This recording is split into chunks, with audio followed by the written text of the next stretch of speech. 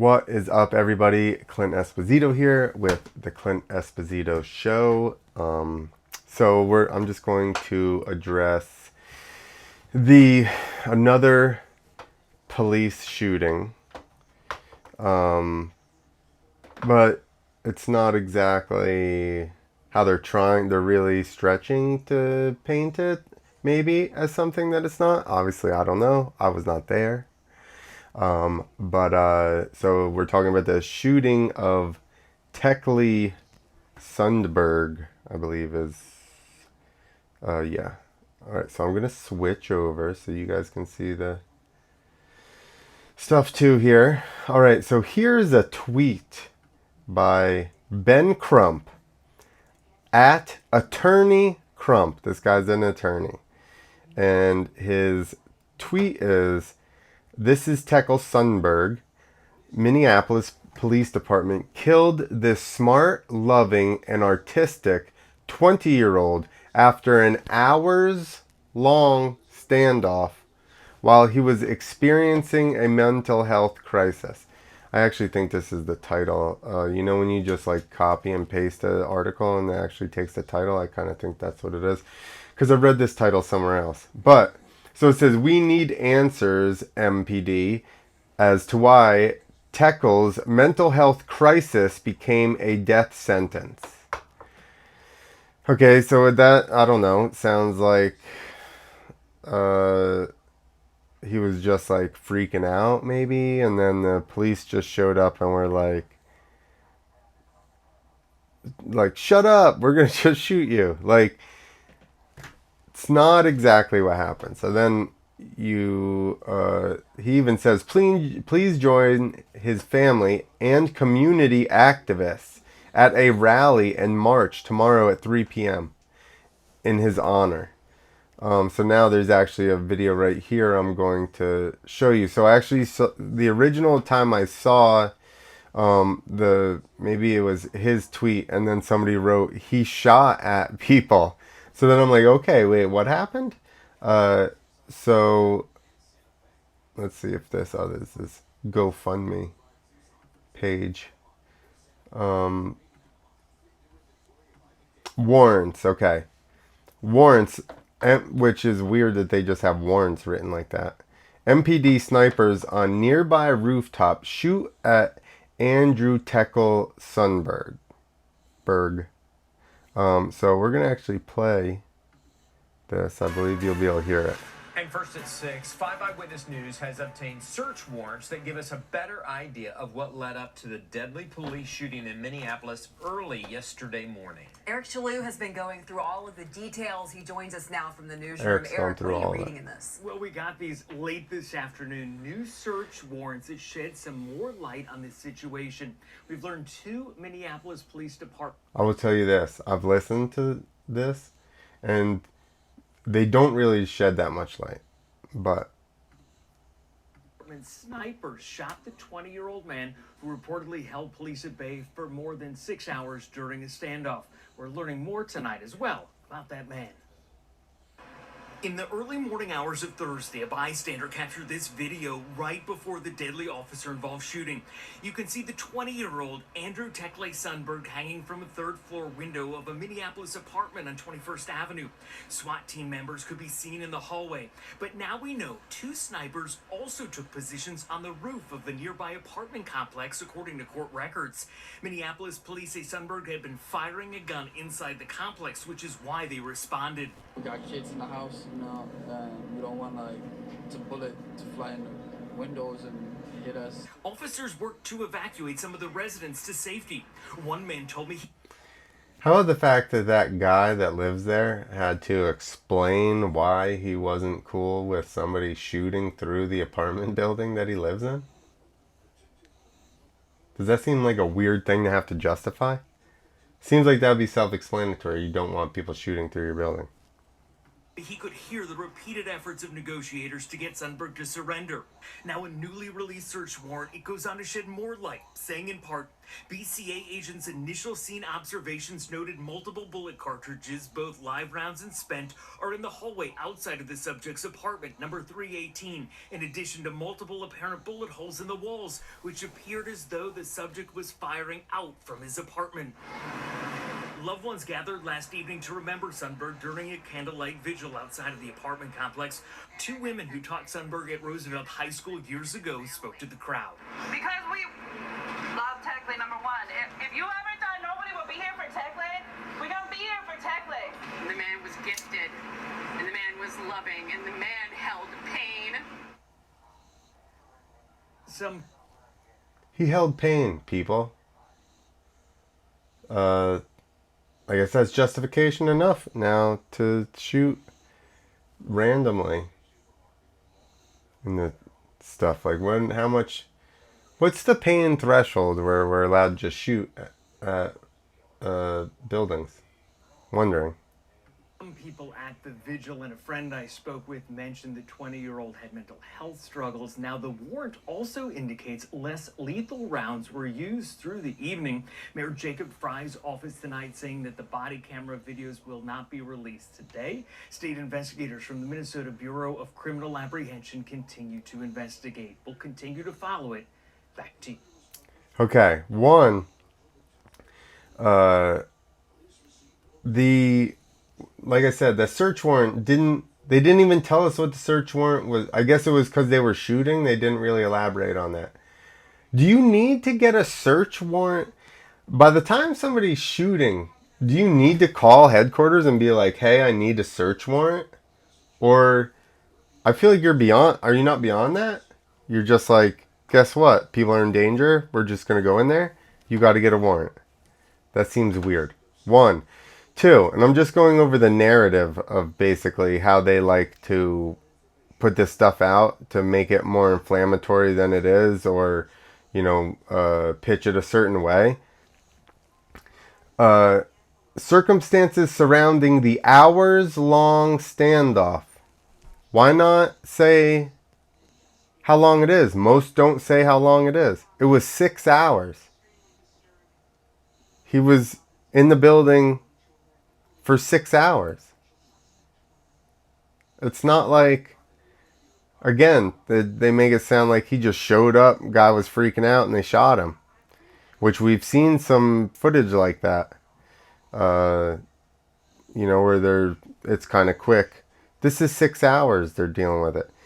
The other thing is, I'm not sure that I have it pulled up, but there is also, I didn't have it because it was like kind of hard to hear, but there is footage, somebody sitting there filming, and they said you can hear the father trying to plead with the son to talk to negotiators. So they have negotiators there trying to talk to him.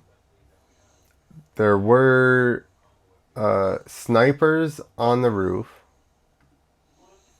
That's who shot him. The snipers did.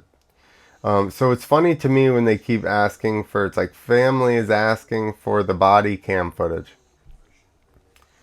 What are you getting out of the body cam footage? We could see in that footage that the SWAT officers were in the hallway there, and he was hanging from the window. So, like, they're not even in the same room with him when he gets shot. It doesn't seem like there's a physical confrontation between either one of them. The snipers stuff is just going to be, I guess, footage of them, the ground. Like, were they laying down? Were they prone? And then your just chest cameras just filming the rooftop? I don't know. But, like, in any event, we know how GoPros work. I realize cops don't have GoPros. But, like, personal cameras like that are super wide angle. They're meant to get like everything in front of you. As soon as somebody gets like 40 feet away, they're tiny anyway. So you can call for body footage all you want, but I don't see how it's going to help anything. The other thing is that like I said before, the dad was telling the kid to talk to negotiators, which means the dad was there the whole time. So uh, what exactly does he hope to learn by seeing the body cam footage? Who's already there for the instance? I mean, I think what he's trying to, I read something where they're trying to find out like who made the call, like how was the decision made to shoot him, and I guess that's another question. I guess maybe that's what the body cam footage will show. I don't know. People rallied outside of a Minneapolis apartment this afternoon. So then we have this, okay, because everybody's always just I think it's just the movement. This is another BLM.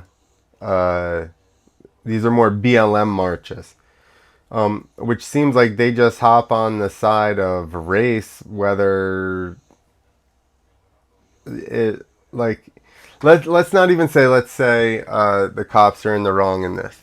They don't know. They're just protesting right off of the rip, and now we're like getting all these people riled up. Like it seems like very just like instigatory, like the whole thing, right? Does this not all seem like it's set out to be like inflammatory? Calling for more accountability. This after the deadly police shooting there earlier this week of 20-year-old Andrew Tekle Sundberg. But as Richard Reeve tells us, one neighbor says the man's action made her fear for the safety of her family. Tense moments as dozens of protesters I need to find the footage. calling for justice in the deadly police shooting of Andrew Tekle Sundberg. What we're here for is when Tekle was shot by the Minneapolis police and died. Like, who is this white dude there? I've seen him in a bunch of videos. I feel like this guy responded to, he's an actor, and he responded to crisis actor wanted. Does he allegedly live there? Sundberg's parents speaking outside We the believe that? 21st Avenue South apartment building, where warrants say the 20-year-old was shot and killed by two police snipers early Thursday morning. He did not deserve to be picked off like an animal from a rooftop. Oh, that's his parents. These white people are that kid's parents. I'm like really blown away now. He deserved to be able to address this with her and face what he needed if that was true. I don't know. He deserved to be able to address this with her. The woman that he shot into her apartment where her and her kids were. This is what the mom is saying. The mom is saying, why didn't you facilitate that then? Were you not there all Thursday? Wednesday night? Why didn't you facilitate? Why don't you just calm your kid down and then make them have a conversation? Like, people like to act like afterwards it was a different scenario, like you were there. Why didn't you talk to the cops? Why didn't you talk to your kid? Sundberg's mother, Cindy, referring to Annabella Yarborough, who showed up upset by the protest. He had 6 hours to choose life. I had 2 to 5 minutes to choose life. Yarborough says she and her two young children live across the hallway from Sundberg's third-floor apartment. Sharing these photos, she says she was cooking dinner Wednesday night when he began shooting. He started in the hallway, shooting bullets into my unit, and made his way into his unit and started shooting fire while the police were trying to get me and my kids. I literally She was shooting fire? What does that mean? Did he have a flamethrower? I think it's just poor wording. Was he like Dylon? His gun was Dylon, it was just spitting hot fire? Not making light of it, but that is interesting wording. What does that mean, he's shooting fire? almost died. Police say they responded after getting information Sundberg was firing shots inside. Court documents say officers found multiple live and spent rounds in the hallway and bullet holes in the walls. Sundberg's parents expressed sorrow and apologized for what happened. My heart goes out for that woman. She went through a very traumatic event with those. This guy's not even crying. Neither of the parents are crying. He's just, I've seen a couple of interviews now that I know. He seemed like just a random white dude that was hanging out there. But now that you know that these are his parents and neither one of them are crying, seems weird. Bullets coming through her house. That'll affect her for the rest of her life. It'll affect her children for the rest of their life. A City of Minneapolis statement says negotiations between police and Sundberg went on for 6 hours before the snipers shot him. Police aren't saying what prompted the snipers to open fire when they did. We can ask the Minneapolis Police Department to do better so we don't have even more grieving families. In a statement, the Sundberg's attorney, Jeff Storms, says the family has been given very little information, in his words, why Tekle's mental health crisis became a death sentence. Storms says he has questions about the official narrative. It's written in a passive sense, as if it just happened, right? And these things don't happen. People take action, people take active affirmative steps, and we were told none of those active affirmative steps. Now, Storm says Sundberg struggled with his mental health. He expressed sympathy to anyone in Sundberg's building impacted by his crisis. Minneapolis police say they have hundreds of hours of body cam video and audio to review. Storm says he's requested some of that footage, which he said could be released as early as next week, Brett. Richard Reeve reporting for us. Rich. Okay, so here's the other place we're going to go. Why does he have a gun? One. So is that the parents' gun, I would imagine? If you know that you have a kid that has mental health issues, would you not have the gun somewhere, not easily accessible? Wouldn't you have it locked up? One. So, like, this is my point. You know, they want to see the footage and want to know what happened. One, they were there. Two, they're claiming no responsibility in this at all. One, it's their kid. Two, did they not know he had a gun? So it's their kid. They don't know that he has a gun? Or it's his gun, the father's gun? So then he's negligent for not keeping it safe? Two, they know he has a mental health issue, right? So was he we like to go, oh, the cops should do better. Well, were the parents taking him to therapy? Did he go to therapy? I mean, maybe his therapist should do better. And I'm going to take a guess here. I searched, I can't find it, but I'm going to guess that he's on antidepressants. This is just a shot in the dark. Call me Nostradamus.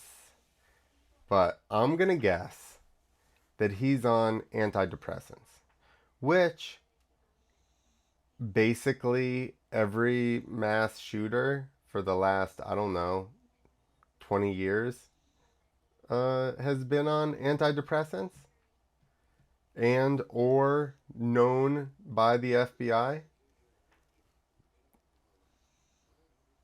I mean, I know, listen, I'll say it again. I realize I'm a conspiracy theorist, but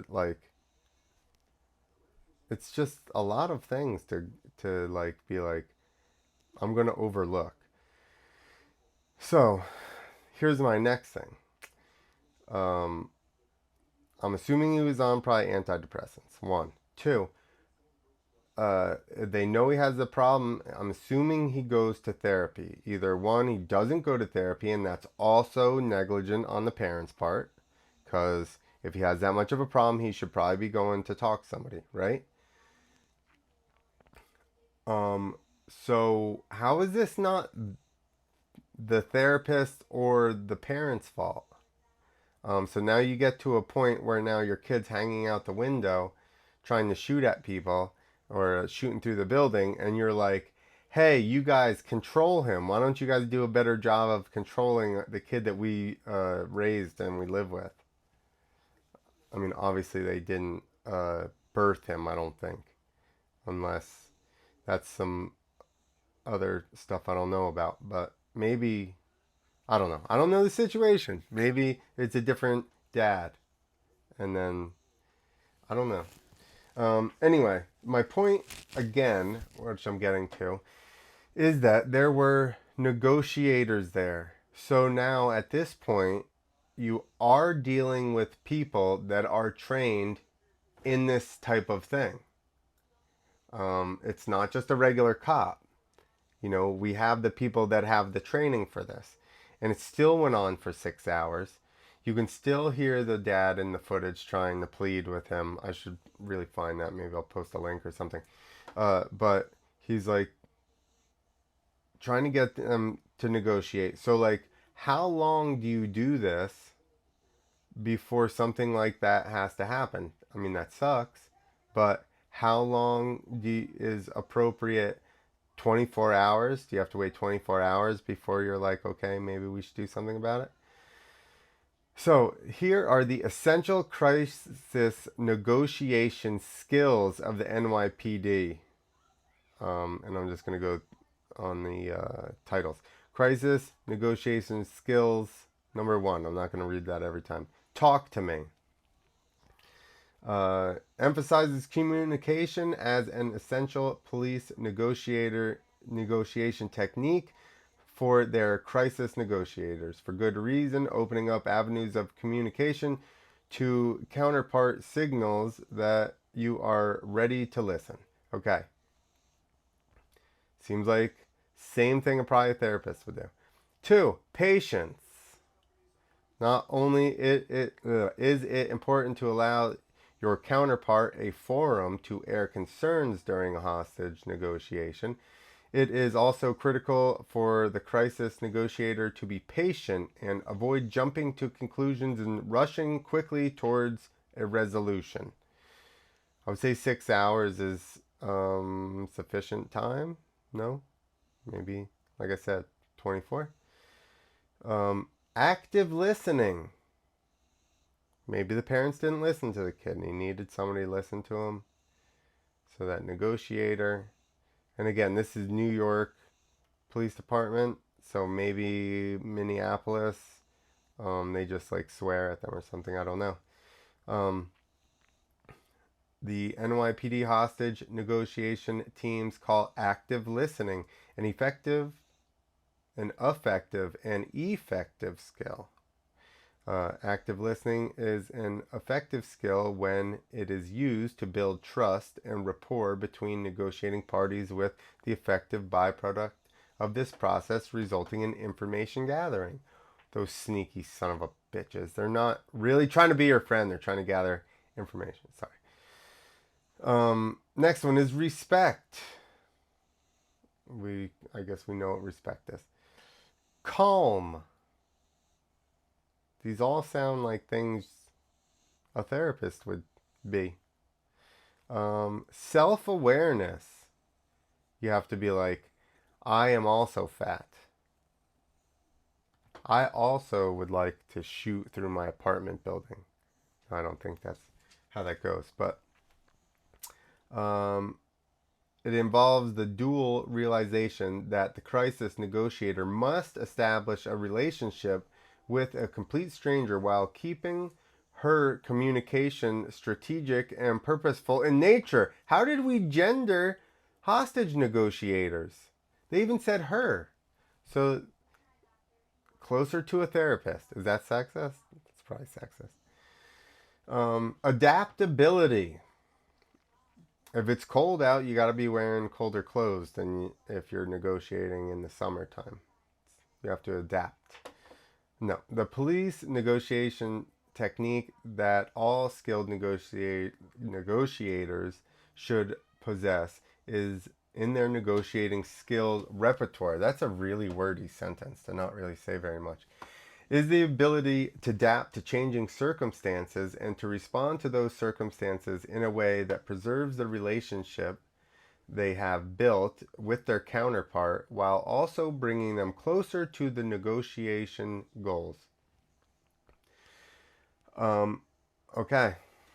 I mean, so my point is, and I guess that's a long way around to just be like, negotiators are basically kind of police therapists already.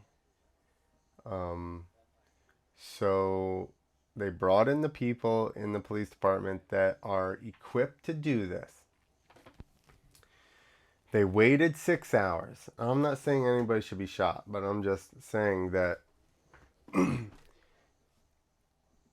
like, what is a happy resolution of this after all this? And do we get to a point where being virtuous and like standing up for BLM is right, even if other people could have died?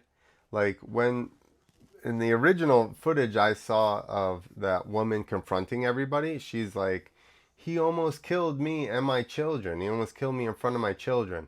And people in this protest are going, shut up, bitch, you're alive. What? Yeah, but she could very well not be. So, like, like, that person would for sure have PTSD. Asshole screaming that stuff. So anyway, here's my point. One, no, in this circumstance, nobody's bringing up gun laws, which is interesting. Because normally, I guess because the race card trumps the gun confiscation in this case, for the purpose of furthering, I don't know what planet is. You know what I mean? Why is that not being pushed this time? The narrative just, if it was just always consistent across the board, I might, like, agree with some of the stuff. But it's like, none of it makes sense. Why is BLM not in Chicago weekly doing, like, having, like, camps and stuff, and like, mentors go into the inner city and hang out with these kids and tell them not to shoot people? Like, if you really wanted to do something constructive, like, this looks good now. I mean, it doesn't, even because it's a convoluted scenario where they waited 6 hours. It's not, it's a different scenario than a lot of them in the past. They jump straight in. The people that are instigators are like just reposting that article's title where it says that his mental health crisis was a death sentence. Like, that's a bit, we're really reaching here. They tried their best. Again, like, I don't understand. What do you want people to do? They had the people there. Why aren't we blaming the therapist? That lady that was on the microphone said she used to teach him. Let's blame that chick. It's her fault. She taught him. Was she shitty to him in class? She should have recognized that he had problems, and she should have done something about it. But she didn't. So now it looks good for her to go and stand on the street corner and scream about how sad she is. But she didn't do anything either. So all these people that are now mad at the police, all these people that were close, the parents, the teachers, they all are just like, it's their fault for shooting him. Well, he was unruly in class. I don't know. What do you want me to do it? He just, that's what it was. And I just passed him. So you do that someone's whole life, and then nobody reprimands somebody.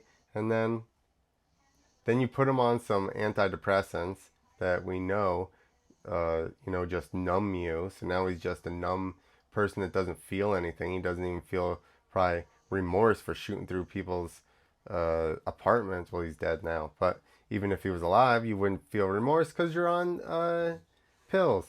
And I'm just guessing at that, but wait and see. That'll come out months from now, and it'll like trickle out in like 5 months. They'll be like, he was on antidepressants. He didn't have his antidepressants that day. He just went off his... You like the girl... what's that movie where the girl disappeared in the water tank on top of the hotel?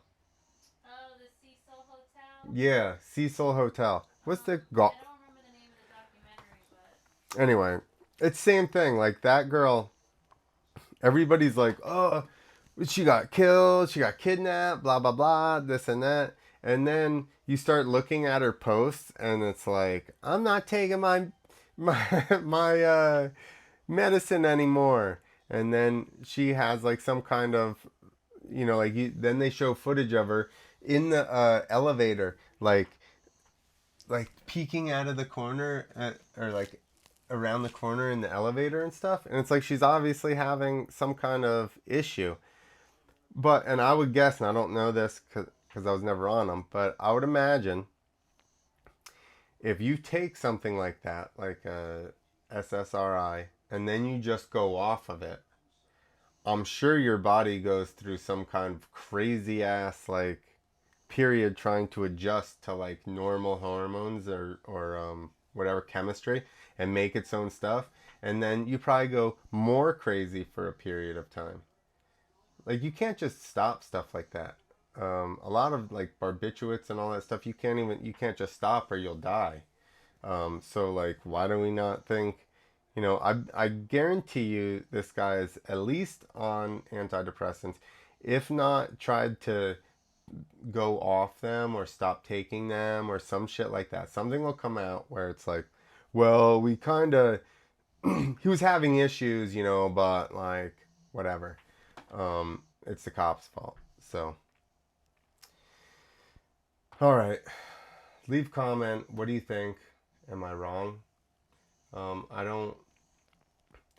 not saying that the dude should have been shot, but my point is that like, it sucks and it's a tragedy, but we just like to, not even we like to, some people like to just inflame situations without really knowing what's going on, which I would say this is one of those scenarios because like I said, it's not a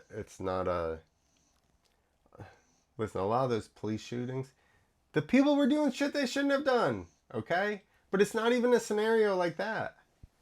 Like, we can't get mad every time somebody acts out and then puts other people... I thought we were really caring about other people. Like, that's why we're supposed to wear masks and get vaccinated, right? Is so that we protect other people.